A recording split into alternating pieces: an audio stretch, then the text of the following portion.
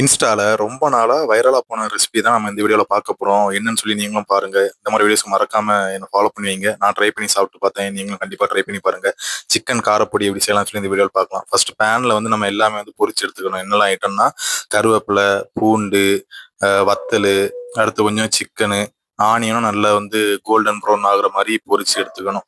இவ்வளோ இந்த 5 இன்க்ரீடியன்ட் இருந்தாலே நீங்கள் வந்து சிக்கன் காரப்பொடி செஞ்சிடலாம். பொரிச்சு எடுத்துட்டு எல்லாமே எடுத்து வந்து நம்ம வந்து மிக்ஸி கண்ணையை நல்லா மூவ் பண்ணணும். மிக்ஸி கண்ணையை நல்லா மூவ் பண்ணிட்டு தேவையான அளவு சால்ட்டு, கொஞ்சம் போல வத்தல் பொடி, காரத்துக்கு தகுந்தாப்புல கொஞ்சம் மல்லிப்பொடி, உங்களுக்கு தேவைன்னா கரம் மசாலாவும் ஆட் பண்ணிக்கோங்க, சிக்கன் மசாலாவும் ஆட் பண்ணிக்கோங்க.